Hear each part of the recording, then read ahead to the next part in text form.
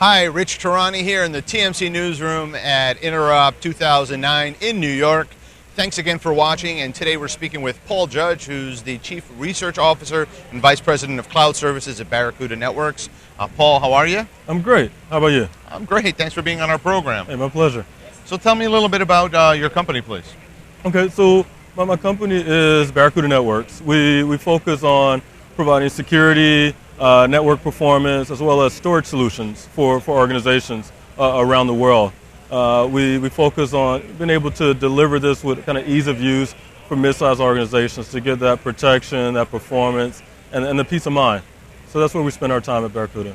So your title has the word cloud in it, and yet your company is known as a device company.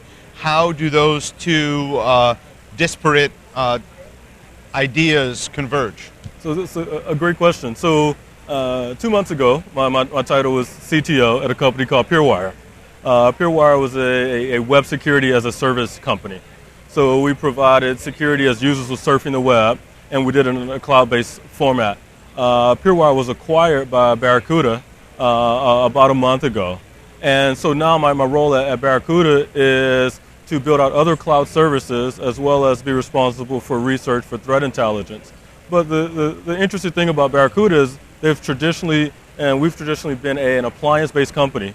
But what we focused on really has been the ease of use of deploying solutions. And in the past, appliance was kind of the best way to do that. Nowadays, for a number of different types of functionality, it makes sense to do it as a service, to do it in the cloud. And web security been kind of one example of that. So we're beginning to see some transformation of, I guess, certain products that might make more sense in the cloud, or maybe some sort of hybrid approach. Absolutely, absolutely. Okay. And there's a number of reasons. I mean, one set of reasons deals with the cost benefits of moving the boxes out of your data center into someone else's to manage the power and energy and so forth. But for certain functionality, especially security functionality, it makes sense to have that protection even beyond your perimeter. I mean, for example, in the past, organizations have deployed web security. They deployed at the gateway. So as long as you were in the four walls of the company, you're safe. But as soon as you picked up your laptop and went to a conference or you surfed the web on your mobile device, you were no longer protected. So being able to do, say, for example, web security as a service gives you that protection no matter where your users are. How? Because what happens is you are proxying all the traffic from wherever that user is, whatever the device they're using, through the cloud, doing the inspection there to make sure they're going to safe places. So they're using a proxy. You're using a proxy server basically in the web browser. Absolutely. Okay. Absolutely. So it's as easy to configure as changing your proxy settings. Okay. Or you can make it as robust as having a desktop agent that enforces it.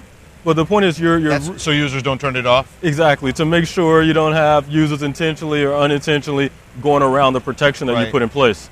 But what that allows you to do is always be in the middle, always in between the user and that potentially dangerous place that they're visiting. Because theoretically a user downloading a virus could get into the corporate network, or could see what's happening on the corporate network, right? See passwords and things like that. So you really need to protect against that. No, absolutely. What we have seen in the past is that about 1 in every 10 remote employees becomes infected. Wow. And out of those infections, almost half of them come from malicious websites. Wow. So a lot of the activity now is from users that leave the office, go home, do personal surfing, and bring malware back into the corporate network. So it's important to kind of protect that user and protect that asset no matter where they are in the world. Now, what about smartphones? Smartphones is a great question. So just, really in the last 2 years, it's become practical to surf the web on your mobile device, whether that be an iPhone, a BlackBerry, or something else. And so we're seeing recently a lot more activity from the malware writers focused on mobile devices. I mean, if you look at, the past several years, it's kind of the first mobile phone worm in 2004 or so, and then things were quiet. But really just in the last month or so, we've seen several new attacks focused on either Symbian-based devices or iPhone-based devices. So the attackers are realizing that that's where the users are, that's where the data is, and it's a pretty open platform to go after. Sure, and the jailbroken iPhone worm, I think, is one of the more recent ones that I saw last week. Absolutely. So, that was another great example of kind of the back doors of not just these devices are not just attached to the cellular network, but they're attached through kind of IP with wireless, they're attached through Bluetooth, And so attackers are really looking at all the different ways to interact with this device, SMS or what have you. And because so many of the corporate assets are in that email that's on that device, the attackers are figuring out new ways to go after it. So we're going to need another layer on mobile phones that protect us, I guess, right? So that's a good question. How do you protect such a small device? And, or small these laptops and netbooks. And there's kind of two approaches.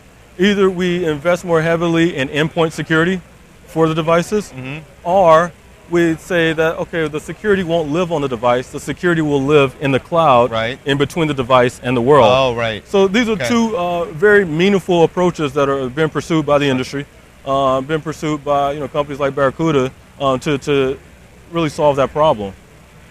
That's great. Well, thank you for being on our program today. Okay, thanks for having me. I enjoyed it. This was great. Okay.